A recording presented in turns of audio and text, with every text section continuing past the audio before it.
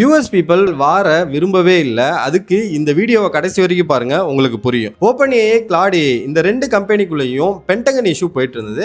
பென்டகன்னா US military base. இந்த US military கிளாடோடைய ஒரு contract வச்சிருந்தாங்க. அதுதான் 200 மில்லியன் ஒர்த் உள்ள கான்ட்ராக்ட். இங்க மிலிட்ரியிலலாம் நாங்கள் ஏஐ யூஸ் பண்றோம், அதுதான் கிளாட் யூஸ் பண்ணுவோம். பட் அவங்க கேட்ட ரெக்யூர்மெண்ட் என்னன்னா அட்டானமஸ் ஏஐ வெப்பன், அதாவது ரொம்ப டேஞ்சரஸ் ஆனது. இதுக்கு கிளாட் சிஇஓ என்ன சொல்றாருன்னா, இன்னும் ஏஐ அந்த லெவலுக்குலாம் வரவே இல்லை, இப்போ நம்ம யூஸ் பண்ணோம்னா நம்மளுக்கே அது ஆபத்தா முடியும்னு சொல்லிட்டு அந்த கான்ட்ராக்டை க்ளோஸ் பண்றாரு. வித்தின் 2 ஹவர்ஸ்ல OpenAI சாம் ஆல்ட்மன் அந்த டீலை க்ளோஸ் பண்றாரு. அந்த டீல்ல ஏஐ வெப்பன் நாங்க பண்ணி தரோம்னு இருக்கு. இது யூஎஸ் மக்களுக்கு பிடிக்காதனால கிளாட் ஏஐ எல்லாருமே சப்போர்ட் பண்ணி அந்த ஆப் இன்ஸ்டாலேஷன் யூஎஸ் ஆப் ஸ்டோர்ல நம்பர் 1க்கு வருது. பட் இதை விட இன்னொன்னு என்னன்னா, இன்னைக்கு வந்த ட்வீட்ல OpenAIல இருந்து ஒருத்தர் ரிசைன் பண்ணியிருக்காரு. என்ன ரீசன்னா, அட்டானமஸ் ஏஐ வெப்பன்ல நான் ஒர்க் பண்ண விரும்பல அப்படின்னு சொல்லிட்டு, அது ரொம்ப டேஞ்சரஸ் அப்படின்னு சொல்லிட்டு ட்வீட் போட்டு ரிசைன் பண்ணியிருக்காரு.